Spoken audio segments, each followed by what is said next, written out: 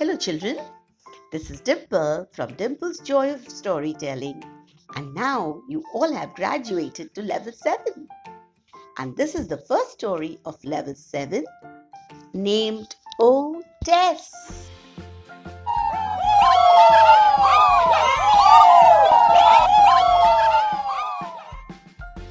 Tess is a little dog and he's very naughty. And Sam loves to take Tess for a walk and he's very fond of him. So let's start the story. Sam was taking Tess for a walk, or rather, he was trying to. Tess was the dog next door. She was big and brown and bouncy, and she loved to go for walks. Or rather, she loved to run and jump and race. And best of all, Tess loved to swim. Sam had his new shoes on. They were clean and white and still a bit hard. But Tess didn't care. She pulled Sam along the road and onto the park, across the grass and through the mud. Sam had to run to keep up with Tess. His feet started to hurt. "Slow down," he shouted. "Stop, Tess, sit." But Tess took no notice at all. She ran on and on until she got to the pond.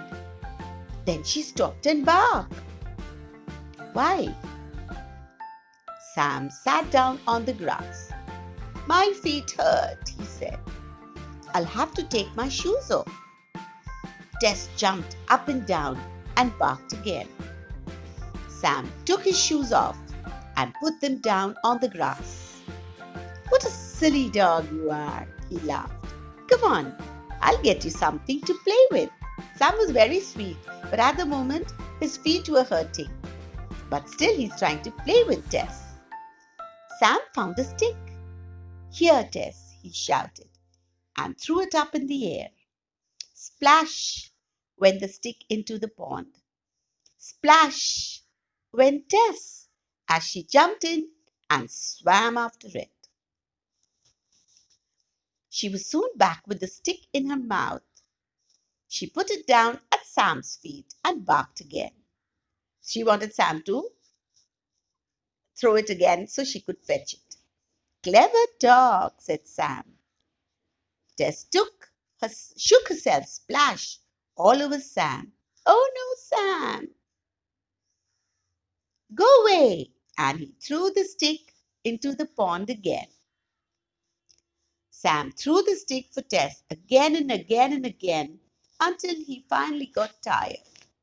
"Come on, Tess, it's time to go home now," he called.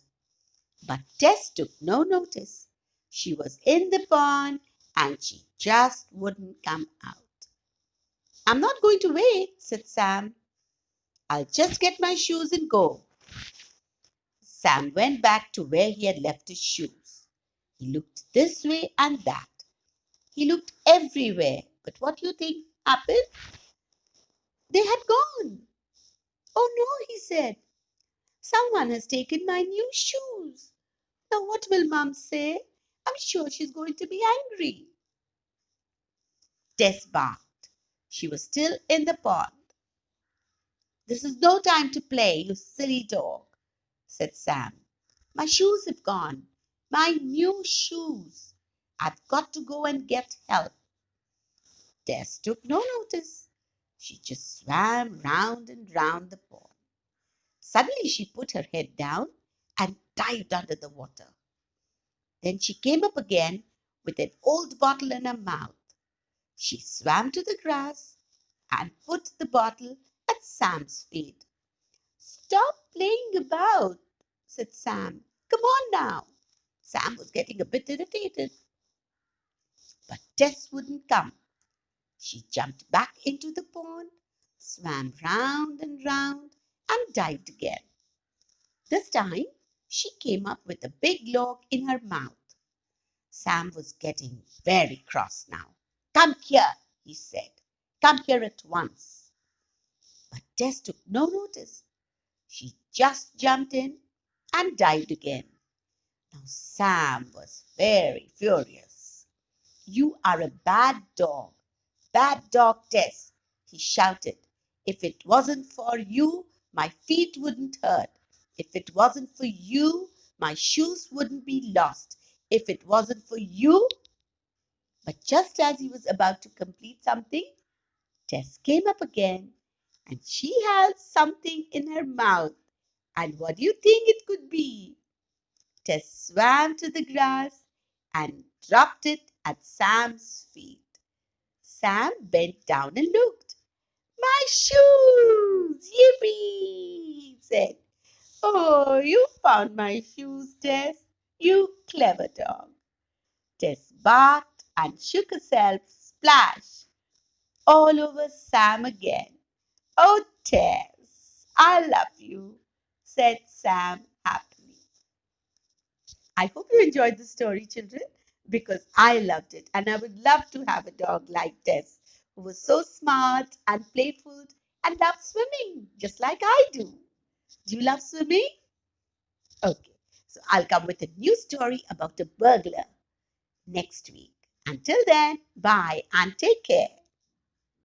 We hate to say goodbye. We hate to say goodbye. We hate to